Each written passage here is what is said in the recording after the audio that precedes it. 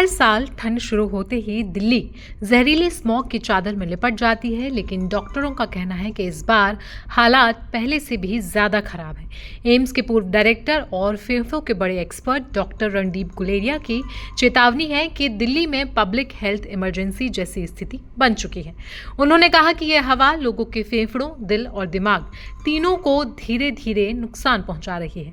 Doctor Guleria के मुताबिक इस वक्त दिल्ली की हवा इतनी खराब है कि जिन लोगों को फेफड़े कमजोर हैं उन्हें अगर मुमकिन हो तो शहर छोड़ देना चाहिए, लेकिन अगर जाना संभव नहीं है तो मास्क पहनना, घर में एयर प्यूरिफायर लगाना और डॉक्टर की सलाह पर चलना बहुत जरूरी है। उन्होंने साफ कहा है कि दिल्ली की हवा खामोश मौत दे रही है और ये खतरा कोविड-19 से भी ज्यादा बड़ा है। उन्होंने आगे कहा कि दिल्ली के अस्पतालों में सांस लेने में दिक्कत, खांसी, अस्थमा और सीओपीडी जैसे मरीजों की संख्या तेजी से बढ़ रही है। हर बार जब एयर क्वालिटी बिगड़ती है तो ऐसे मरीजों की संख्या करीब 15 से 20% तक बढ़ जाती है।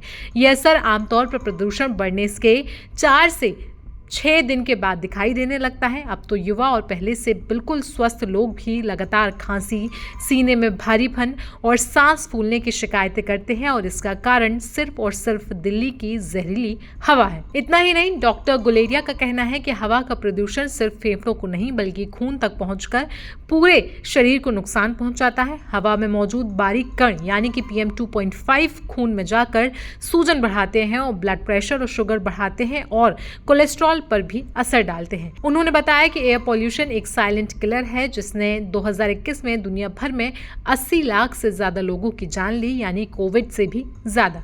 लेकिन किसी भी डेथ सर्टिफिकेट में एयर पॉल्यूशन वजह के तौर पर नहीं लिखा जाता है, जबकि असल में कई बीमारियों को इतना बड़ा देता ही नहीं है, वे जानलेवा बन जाती हैं।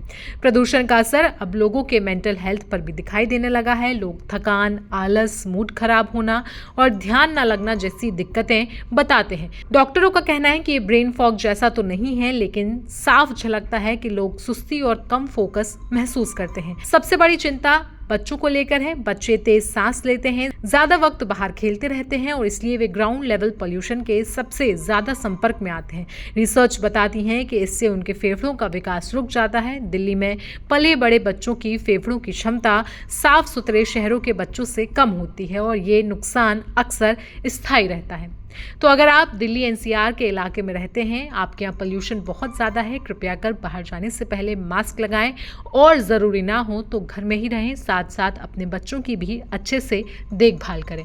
पोल्यूशन को लेकर और कौन सी जानकारी आप जानना चाहते हैं हमें कमेंट सेक्शन में ज़रूर बताएं। साथ ही साथ देश दुनिया की बाकी खबरों के लिए बने रहें हमारे साथ।